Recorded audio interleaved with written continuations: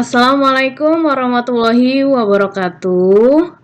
Selamat pagi anak-anak. Apa kabar kalian semua? Semoga kalian semua sehat-sehat aja ya. Jangan lupa untuk sarapan terlebih dahulu. Oke, sebelum kita mulai belajar, alangkah baiknya kita berdoa ya. Berdoa menurut kepercayaan masing-masing. Berdoa, mulai. Berdoa, selesai. Oke, hari ini tanggal 20 Januari 2021 kita belajar bahasa Indonesia. Ada yang tahu kita akan belajar bab berapa?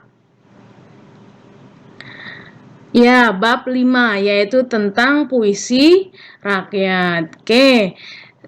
Seperti yang sudah Mem unggah di classroom kita ya.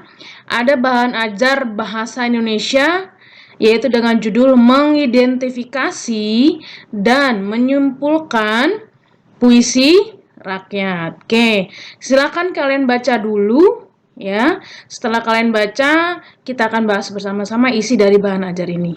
Oke. Kita lanjut ya. Oke, di sini ada kompetensi dasar dan kompetensi dasar keterampilan baik pengetahuan dan keterampilan ya. Oke, di sini kalian harus bisa mengidentifikasi informasi baik pesan, rima, dan pilihan kata.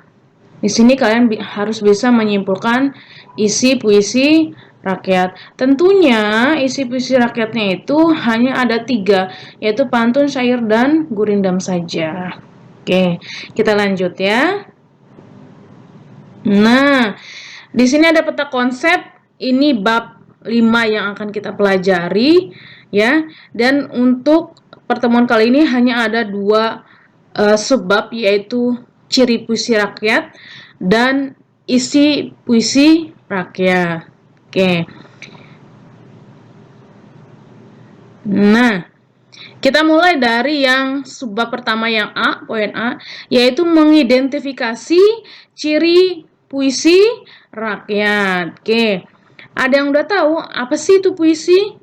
Kalian kan dari SD selalu belajar, atau mungkin Bapak Ibu guru waktu di SD sering menyuruh kalian untuk membuat, ayo anak-anak kita buat puisi, silakan buat puisinya bebas.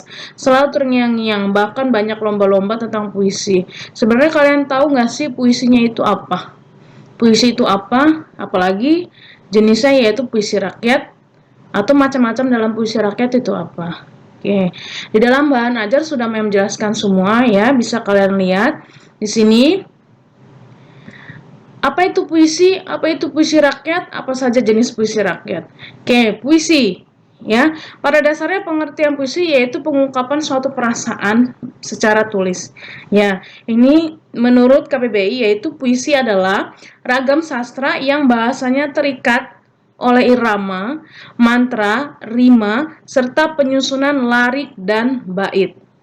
Nah, jadi puisi itu bentuknya berbait-bait dan berlarik-larik. Oke, larik itu baris, ya. Pengertian larik itu baris. Nah, sedangkan puisi rakyat adalah puisi yang lahir dan berkembang di tengah-tengah kehidupan rakyat.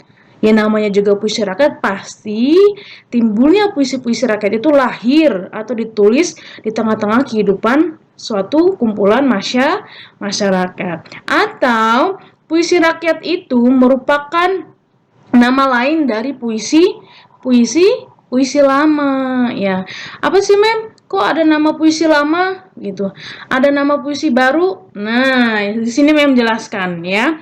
Pada dasarnya secara garis besar ya, puisi dibedakan menjadi 2 macam secara garis besarnya ya. Ada puisi lama, ada puisi baru. Nah, bisa kalian lihat di tabel. Untuk puisi lama yaitu bentuknya terikat. Lalu anonim. Anonim itu tidak ada identitas pengarang, atau seringnya puisi lama atau puisi rakyat ini tidak tertera nama pembuat puisinya. Ya. Terus namanya juga puisi lama, belum tersentuh dengan teknologi, berarti disampaikannya hanya secara lisan ke lisan, Belum ada kecanggihan untuk menulis, kertas, pulpen, dan sebagainya itu belum ada. Jadi hanya diutarakan secara lisan ke lisan gitu. Dan pasti isinya berupa nasihat-nasihat. Ya, nama lainnya puisi lama itu puisi rakyat. Contohnya ada pantun, mantra, syair, gurindam, seloka, karmina, dan talibun ya.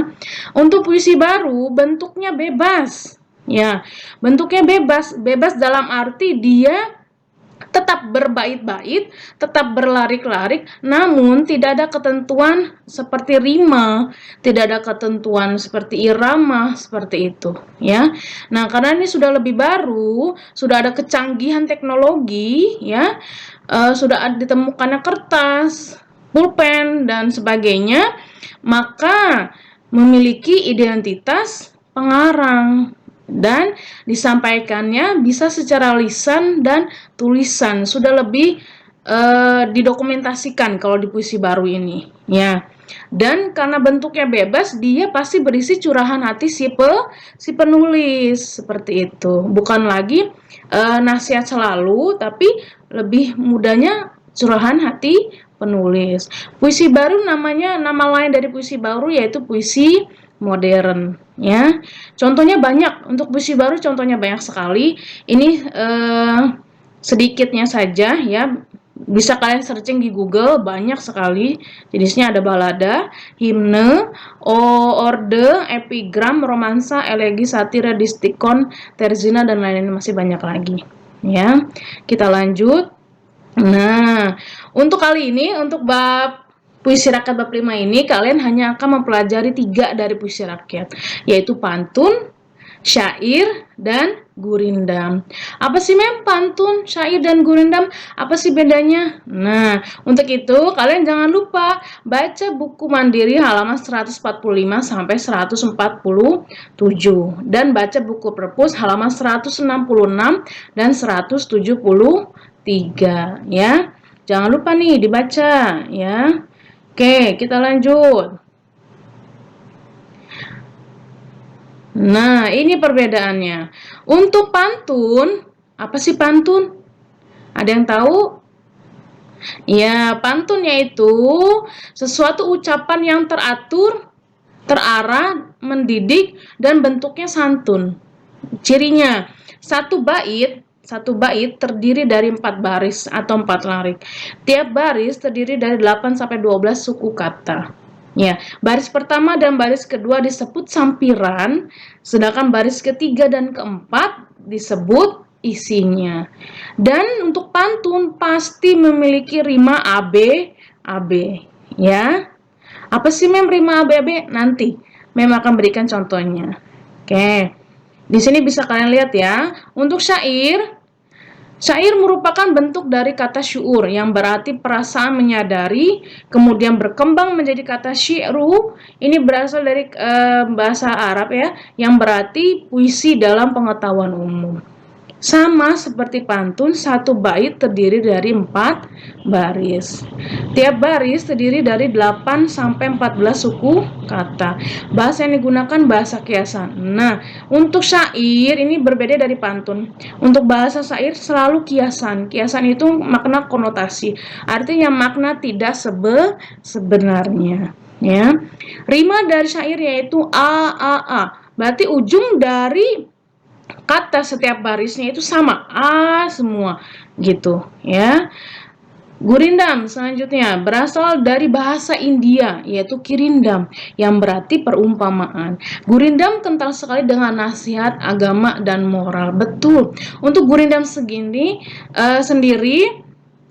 bisa dikatakan pantun nasihat. Kenapa disebut pantun nasihat? Karena dia mirip sekali dengan pantun, tapi isinya tentang nasihat, agama, dan moral. Oke, cirinya sama ya, cirinya satu bait terdiri dari 2 baris. Untuk gurindam hanya 2 baris, ya. Satu baitnya 2 baris. Oke, baris pertama disebut permasalahannya. Baris kedua berisi jawaban dari permasalahannya. Untuk suku katanya 10 sampai 14 suku kata. Berima akhir AA atau BB atau CC, DD, dan sebagainya. Ya. Oke. Kita lanjut.